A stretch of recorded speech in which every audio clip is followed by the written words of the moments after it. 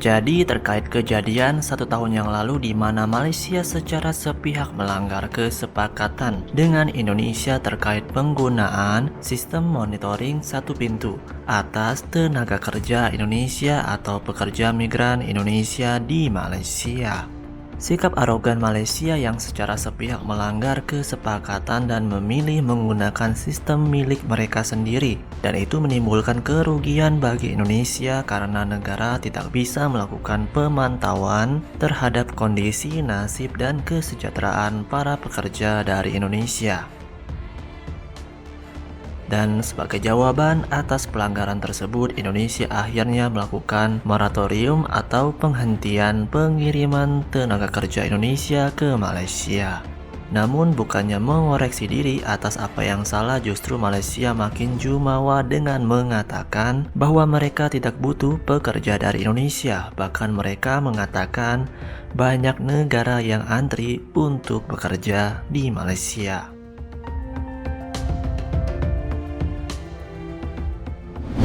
Senang sekali lah, saya alhamdulillah sekali bisa pulang ke Indonesia, tidak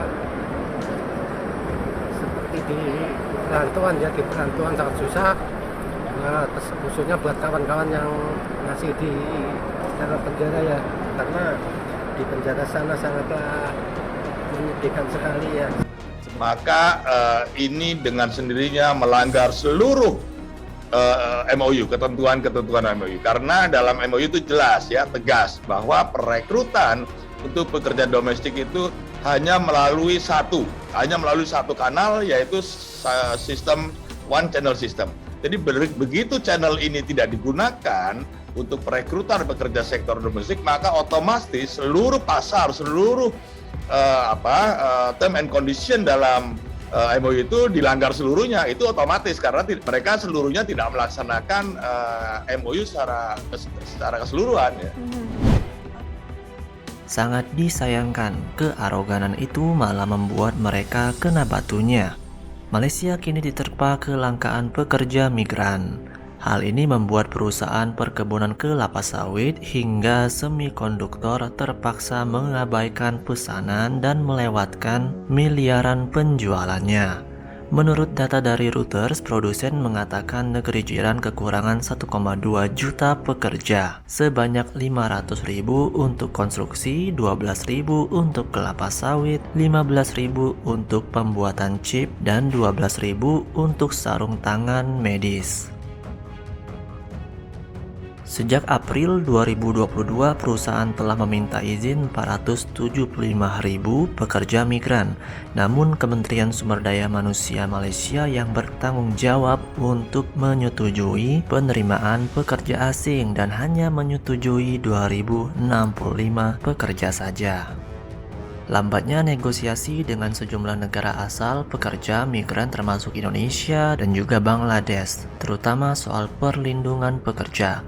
Indonesia kini belum memberikan konfirmasi soal negosiasi pekerja migran, sementara Bangladesh sudah memberi pernyataan. Fokus utama kami adalah kesejahteraan dan hak-hak pekerja kami, kata Menteri Kesejahteraan Ekspatriat dan Ketenagakerjaan Luar Negeri Bangladesh. Kami memastikan mereka mendapatkan upah standar, mereka memiliki akomodasi yang layak, mereka menghabiskan biaya minimum untuk migrasi, dan mereka mendapatkan semua jaminan sosial lainnya. Pernyataan ini kemungkinan terkait rilis dari Amerika Serikat soal kerja paksa di beberapa perusahaan Malaysia dalam 2 tahun terakhir. Negeri Paman Sam itu sebelumnya juga telah memberi sanksi 7 perusahaan karena itu. Sebenarnya belum ada riset resmi soal pengaruh kiamat pekerja migran ini ke ekonomi Malaysia, namun merujuk indeks PMI Manufaktur Malaysia, ada penurunan menjadi 50,1 pada Mei dari 51,6 pada April. Menurut data S&P Global, hampir tidak tersisa dalam ekspansi karena sektor ini kehilangan sebagian besar pekerja sejak Agustus 2020. Industri sawit yang menyumbang 5% ekonomi Malaysia pun memberi peringatan sebab akan ada 3 juta ton panen hilang tahun 2022 kemarin karena busuk buah tidak dipetik, yang berarti kerugian lebih dari 4 bilion US dollar. Sementara industri sarung tangan karet memperkirakan 700 juta US dollar pendapatan yang hilang tahun ini jika kekurangan tenaga kerja terus berlanjut. Mengutip Malay Mail, anggota parlemen dari Penang Lim Guang Eun menyarankan agar proses perekrutan dan pemasukan tenaga kerja asing di sektor konstruksi ditangani oleh Construction Labour Exchange Center Berhad (CLAB). Ini berbeda dari sebelumnya yang ditangani Kementerian Sumber Daya Manusia. Malaysia sendiri sebelumnya telah meminta Bangladesh dan Indonesia untuk memenuhi lapangan pekerjaan di sektor konstruksi. Salah satu pengembang properti terbesar di Malaysia, Mahsing Berhad, menyebut butuh 500.000 tenaga kerja terutama dari Indonesia dan Bangladesh. Sementara itu, Guang Eun juga membahas terkait kekurangan tenaga kerja di sektor kelapa sawit dan industri lainnya. Ia memaparkan Asosiasi Minyak Sawit Malaysia saat ini membutuhkan sekitar 120.000 pekerja, sementara sektor elektronik membutuhkan 30.000 pekerja. Namun sejak Januari hanya sekitar 47.000 pekerja asing yang masuk ke negara jiran tersebut, meskipun ada 385.000 persetujuan sejak Januari 2022 kemarin. Masalah yang dihadapi oleh plantation industry yang berhormat, lebih dari 150,000 orang diperlukan. Banyak buah-buah yang sudah lepasi tempoh untuk to harvest, belum di-harvest. Berjuta-juta bilion, saya difahamkan 28 billion loss. Adakah kerajaan fikir, kenapa ini satu perkara yang senang, kita menolonglah. Dengan kelangkaan ini dan kearoganan Malaysia, kini Malaysia diterpa kelangkaan pekerja migran yang mengakibatkan perusahaan perkebunan kelapa sawit hingga semikonduktor terpaksa mengabaikan pesanan dan miliaran penjualan. Dan ini bisa berdampak bagi perekonomian di Malaysia. Karena populasi Malaysia itu kecil, lebih kecil dari Indonesia, dan mereka membutuhkan tenaga kerja dari luar negeri termasuk Indonesia dan Bangladesh. Namun sepertinya pekerja dari Bangladesh itu semakin banyak karena upah yang diberikan itu lebih murah. Tapi bisa saja itu mengancam wajah dari Malaysia dengan berkurangnya tenaga kerja dari Indonesia. Jadi Sobat Maju, bagaimana pendapat kalian?